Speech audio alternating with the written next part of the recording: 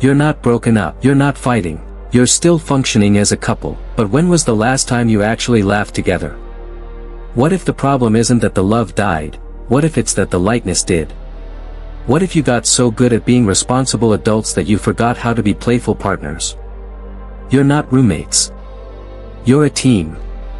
But teams that only handle logistics forget what it feels like to just play. Because relationships don't only die from conflict. Sometimes they die from becoming too serious. And nobody warned you that growing up together might mean losing the fun that made you choose each other in the first place. Welcome to Unfiltered Adulthood, where we explore the quiet psychological shifts that reshape you in your 20s, 30s, and 40s. If this resonates, subscribe and hit like. There's a specific kind of Saturday morning that many couples know. The kind where both people are home, both people are technically free, and somehow the day still fills up with tasks before it even begins. One person checks the grocery list. The other opens a laptop. Someone mentions the car needs servicing. Someone else remembers the bill that needs paying. And by noon, the weekend has already become an extension of the week. Efficient. Organized. Completely joyless. Nobody planned for this. It arrived the way most quiet changes do. Gradually, then all at once. At some point, the relationship that once felt like a space to breathe became a structure to maintain. The conversations that used to wander freely started moving toward destinations. What needs to be done? What hasn't been handled? What's coming next? And the laughter, the kind that used to arrive without reason, without warning, started requiring an occasion to justify it. This isn't a story about couples who fell out of love. It's a story about couples who fell out of play. And that distinction, quiet as it is, changes everything about how the problem gets understood, and whether it ever gets addressed at all. There's a version of maturity that nobody warns you about. The version that looks like success from the outside, stable, responsible, functioning, but feels, from the inside, like something essential has been quietly removed. Two people who built something real together. Who show up for each other. Who handle the hard things with steadiness and care. And who cannot, for the life of them, remember the last time they were genuinely silly in front of each other. The loss of playfulness in long-term relationships tends to happen in layers, and it rarely announces itself. It starts with the reasonable things. Careers get more demanding. Finances require more attention.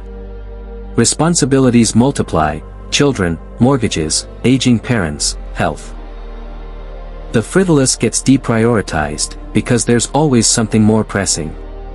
And at first, that feels like the right call. Like growing up. Like what serious, committed people are supposed to do.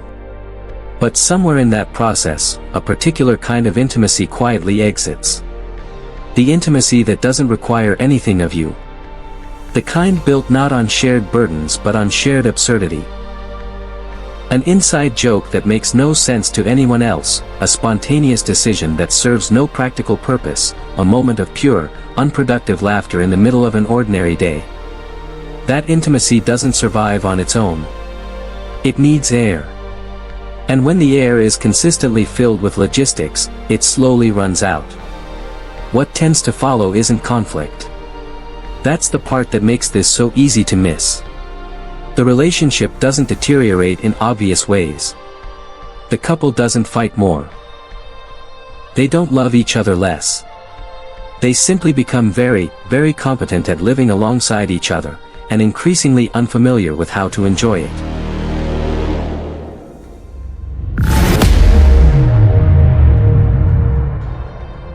The conversations start to carry a different texture. There's warmth, still. There's care. But the energy of the exchange has shifted from curiosity to efficiency. From, tell me something I don't know about you, to, did you confirm that appointment? And over time, the person sitting across the dinner table starts to feel, in a particular and disorienting way, like a colleague. Someone you respect deeply. Someone you rely on completely. someone you've somehow stopped being playful with.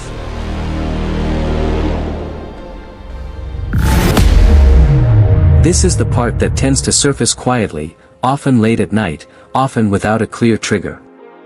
One person notices that they can't remember the last time they were genuinely light with their partner. Not polite. Not loving in the functional sense. But light. Easy. Unguarded in the way you can only be with someone you fully trust.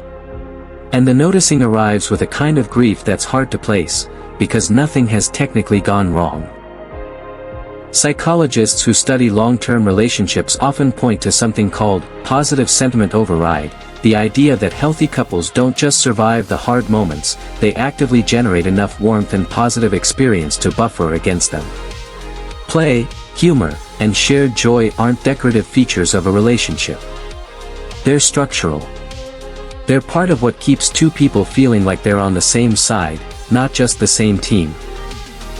When those elements erode, the relationship doesn't necessarily break. But it becomes brittle in ways that don't show up until something presses against it. The trouble is that playfulness, unlike conflict, doesn't announce its own absence loudly enough to demand attention. A fight gets noticed. A distance built from over-seriousness accumulates in silence. And so most couples don't address it because they don't recognize it as something to address. They assume that this is simply what relationships look like after a certain number of years. That the warmth is still there, just quieter. That the lightness will return when life gets less busy. That there will be time for fun later, after the important things are handled. But later has a way of never arriving on its own. There's something worth examining in how adulthood is collectively understood, particularly the kind of adulthood that involves building a life with another person.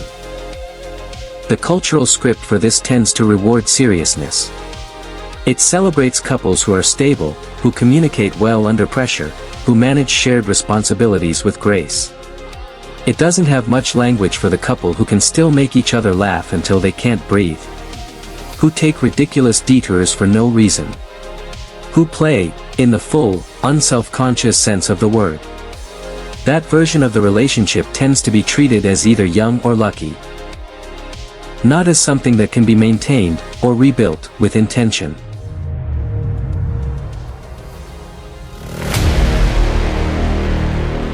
But there's evidence, and more importantly, there's lived experience, that suggests otherwise. Couples who actively protect their capacity for play don't just report higher satisfaction. They report a different quality of knowing each other. Because playfulness requires presence. It requires a willingness to be unguarded, to be slightly ridiculous, to prioritize an experience that has no measurable output.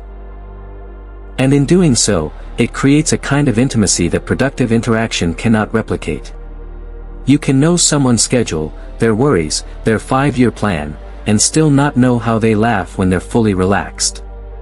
Those are different kinds of knowing. And both matter. What tends to happen when couples begin to consciously reclaim this, not through grand gestures but through small, deliberate choices, is that something shifts in the texture of ordinary moments. Not because the responsibilities disappear. Not because life becomes less demanding. But because two people have quietly agreed to stop waiting for the right conditions and started showing up for the version of each other that isn't managing anything. The version that just wants to be there. That remembers, somewhere underneath all the competence and care, how to play. It doesn't require a vacation. It doesn't require a perfect evening. It requires, more than anything, a decision to let something be light when it doesn't have to be heavy. To choose the inside joke over the productive conversation, occasionally. To follow the pointless tangent. To stay up too late not because something needed discussing but because the company was too good to leave. This is harder than it sounds, for people who have spent years equating maturity with seriousness. There's a particular internal resistance that comes up. A feeling that this isn't the right use of time, that there are more pressing things, that play is something you can get back to once the important work is done. That resistance isn't laziness. It's a learned response. And like most learned responses, it can be unlearned, not all at once, but in small moments, chosen repeatedly over time. The couples who find their way back to lightness tend not to describe it as a dramatic turning point.